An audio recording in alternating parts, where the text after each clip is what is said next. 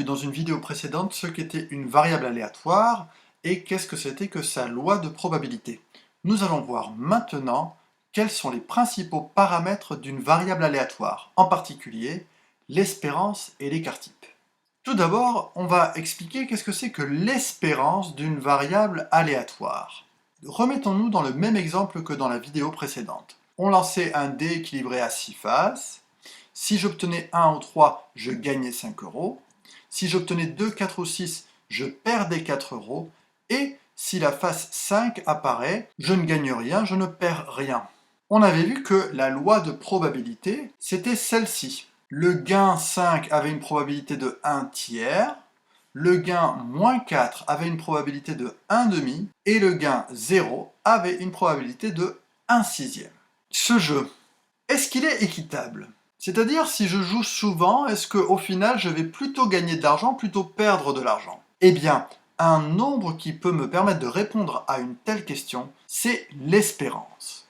L'espérance mathématique d'une variable aléatoire grand X, qui prend des valeurs x1, x2, etc., c'est le nombre donné par le calcul, espérance de x est égale à x1 fois la probabilité de x1, plus x2 fois la probabilité de x2, etc.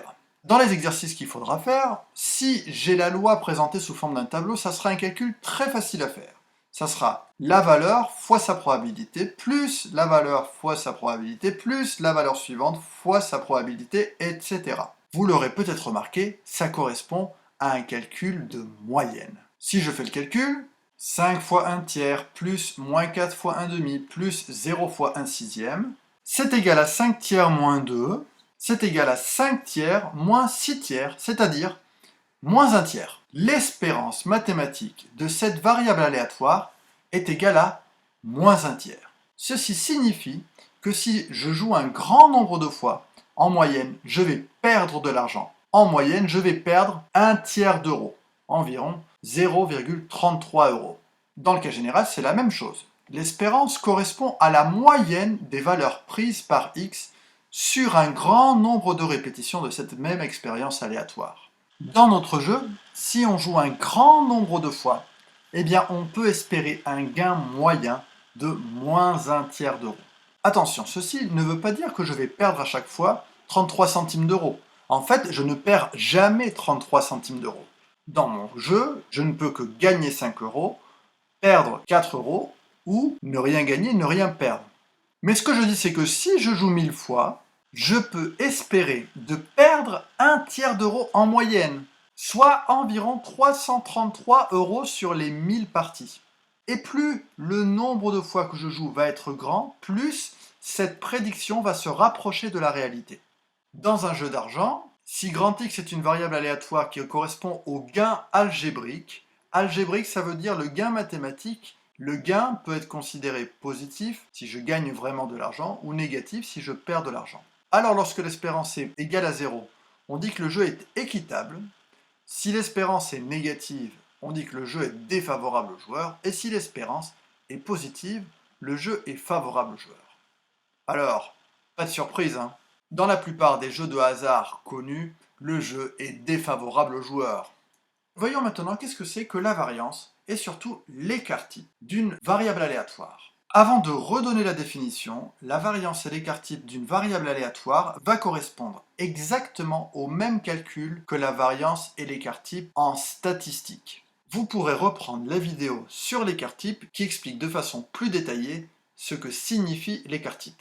En termes de calcul, ça correspondait à ce calcul. La variance d'une variable aléatoire, on la note souvent V entre parenthèses X ou parfois var comme variance, elle est définie par ce calcul.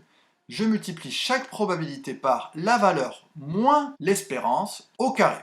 Et je fais la somme pour toutes les valeurs. Et l'écart-type, c'est une fois que j'ai fini mon calcul de variance, je calcule la racine carrée. On va faire le calcul sur un exemple, et le mieux c'est d'utiliser le tableau pour organiser ces calculs. Cette formule paraît un peu compliquée, mais en réalité, si j'organise mes calculs, elle est facile à appliquer. Dans mon exemple, j'ai la loi de probabilité présentée dans mon tableau, et j'ai calculé mon espérance. Elle vaut moins 1 tiers.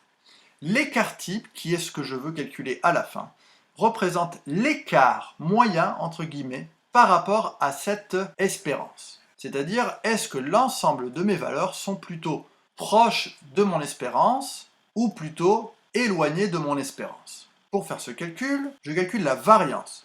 Et la variance, c'est la probabilité multipliée par la différence entre le gain et l'espérance au carré, 1 tiers fois 5 moins 1 tiers au carré, et j'additionne ensuite pour chaque valeur. Donc plus 1 demi fois moins 4 moins 1 tiers au carré, plus 1 sixième fois 0 moins 1 tiers au carré.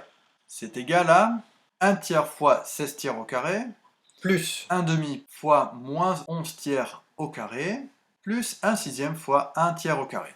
C'est égal à 146 sur 9, qui est environ égal à 16,22. Mon écart type, qui est noté par la lettre sigma, c'est la racine carrée de la variance, environ égale à 4,03. Encore une fois, ce sont les mêmes calculs qu'on a pu faire en statistique. Et tout comme en statistique, plus l'écart type est grand, plus les valeurs sont dispersées autour de l'espérance, en statistique c'est la moyenne, et plus l'écart type est petit, plus l'ensemble des valeurs sont resserrées autour de l'espérance. L'écart type est donc un indicateur de dispersion. Faisons un petit exercice pour voir si on a compris qu'est-ce que c'était que l'espérance, notamment d'une variable aléatoire. Dans un jeu, on fait tourner une roue de loterie 2 fois. À chaque étape, on gagne le nombre de bonbons indiqué par la flèche. 2, 4 ou 7. La question c'est si on joue un grand nombre de parties, combien peut-on espérer gagner en moyenne de bonbons par partie? Alors, avant de commencer, il y a le mot espérer, il y a le mot en moyenne. S'il y a l'un de ces deux mots dans un exercice de probabilité, c'est qu'il va s'agir de l'espérance. Donc il va falloir déterminer la loi de probabilité d'une variable aléatoire et ensuite de calculer l'espérance associée. Donc c'est parti. Ici j'ai une expérience qui se décompose en 2 étapes, donc je vais devoir faire un arbre de probabilité. Je lance ma roue une première fois, je peux obtenir 2 avec une probabilité 0,25, puisque ça correspond à un quart de tout mon disque. Je peux obtenir 4 avec une probabilité de 0,5, et 7 avec une probabilité de 0,25. Et ensuite, j'ai la même expérience. Je relance ma roue, et les probabilités d'obtenir 2, 4 ou 7 sont les mêmes qu'au départ. 0,25, 0,5, 0,25, 0,25, 0,5, 0,25, que j'ai obtenu 2, 4 ou 7 au départ. Au final, qu'est-ce que j'obtiens comme gain possible? Je peux obtenir 4, ou alors 6, alors avec cette combinaison ou cette combinaison, ou alors 9, ici ou ici, ou 8, 11 ou 14. Je vais faire le tableau qui correspond à la loi de probabilité de ma variable aléatoire. La variable aléatoire grand X compte le nombre total de bonbons. Pour calculer la probabilité d'obtenir 4, je n'ai que ce chemin possible, donc je fais 0,25 fois 0,25, c'est-à-dire 0,0625. Pour déterminer la probabilité d'obtenir 6, j'ai 2 chemins qui correspondent. Le calcul est donc 0,25 fois 0,5 plus 0,5 fois 0,25. Ça fait 0,25. La probabilité d'obtenir 8 est donnée par ce seul chemin-là. 0,5 fois 0,5, c'est 0,25. La probabilité d'obtenir 9 est égale à 0,25 fois 0,25 plus 0,25 fois 0,25. C'est égal à 0,125. La probabilité d'obtenir 11 est donnée par ces deux chemins-là, c'est-à-dire 0,5 fois 0,25 plus 0,25 fois 0,5. C'est égal à 0,25. Et la probabilité d'obtenir 14 est donnée par ce chemin-là. 0,25 fois 0,25, ça fait 0,0625. Pour être sûr qu'on ne s'est pas trompé, on peut prendre la calculatrice et faire la somme de tous ces nombres-là. J'obtiens bien 1.